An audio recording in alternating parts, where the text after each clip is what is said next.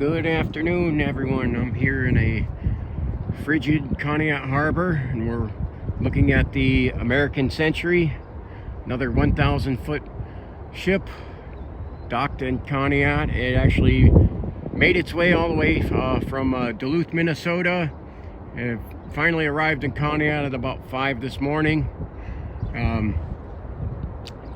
little bit about this ship here. Was originally named the Columbia Star, and in 2006 it was renamed the American Century. The ship was built in 1981. It is 1,000 feet long and 105 feet wide in the beam, and it's loaded with it's offloading iron ore. Again, it arrived and got docked in Conneaut about 5 this morning, and this ship kind of went through the Amazing Grace story, through many dangers, toils, and snares. It had to come to get here. It had to go through some treacherous weather along the Great Lakes, which delayed it by more than a day, as it had some spots on Lake Superior and Lake Huron where they had 60+ mile-per-hour winds and gigantic waves that could actually sink a ship like this. And so it had to play it safe. It had to take a longer route, taking the north shore of Lake Superior to avoid some of the waves, and had to sit it out in the St. Mary's River a little bit there until Lake Huron calmed down as well. So it had just had a rough trip getting here. So, but it finally made it, and it's got its load. It's offloading, and this ship here is this is a gigantic ship. Its carrying capacity is over 80,000 tons, and that's like an unimaginable. I can't even imagine how much that is, but it's obnoxious. It was carrying again the iron ore.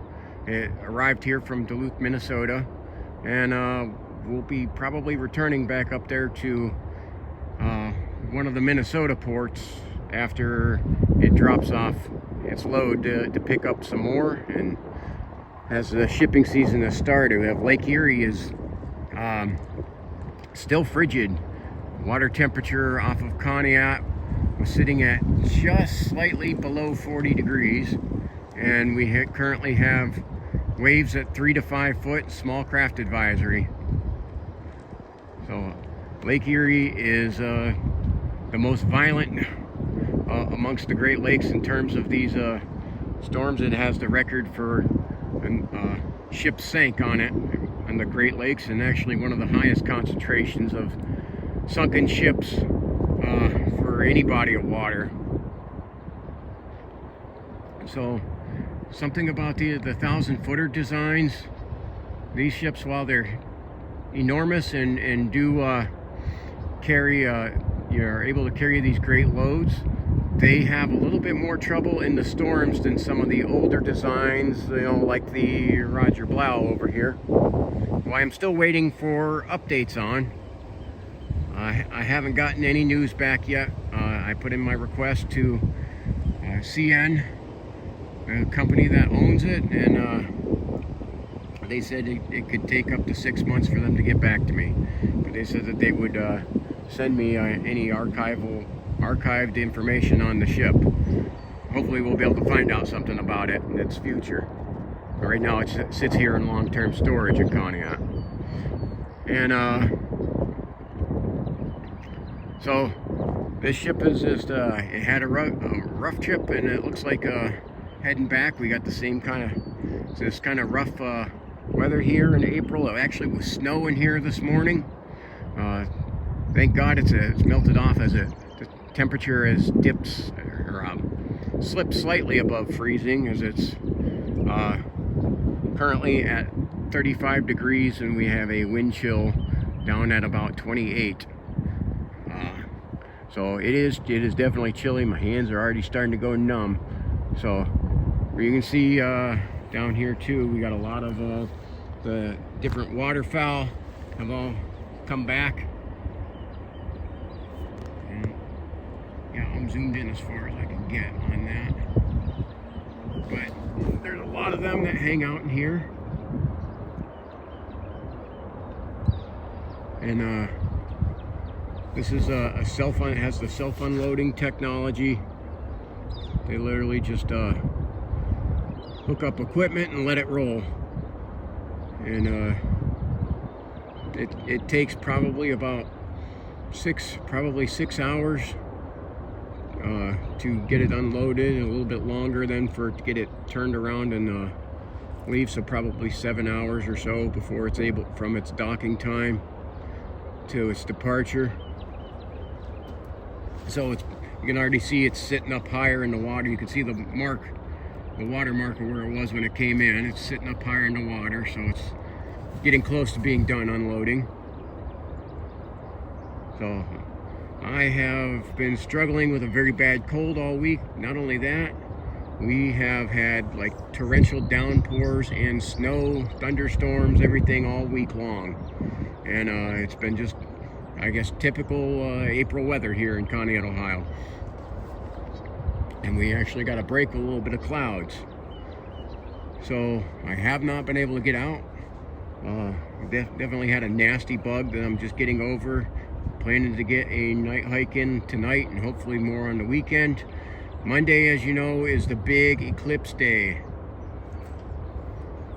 So there is that solar eclipse forecast for Conneaut, where the eclipse will pass right over direct. We're supposed to get 100% of that. However, having clear skies in April is a rare gift.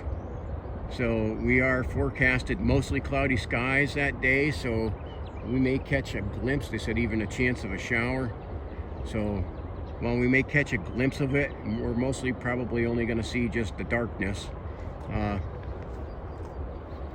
know there's a lot of tourists that are going to be traveling over this, and I think sadly coming to Northeast Ohio and Northwest Pennsylvania in April, be a shock to their system to see that it's pretty much cloudy all the time here. This area of Northeast Ohio and into Northwest Pennsylvania has one of the fewest amount of sunshiny days in the country. Very much on par with Seattle, Washington. Only we are colder than Seattle, Washington. So getting sunshine here is a gift. Now also something else I've seen that has happened, there was a very rare but powerful earthquake, 4.8 magnitude, hit New Jersey in the New York City suburbs, which is very concerning and is not an area where you would think you would have earthquakes. And it's real concerning. I'm not sure if they had damage reports on there or anything, but I know things there they're not made to go through earthquakes because they just really don't happen around there. Now there's been a few, I have looked in the past and seen where there's been a few little, magnitude 1 point something or 2 point somethings in the past, but never something like this. 4.8, that's a pretty big one.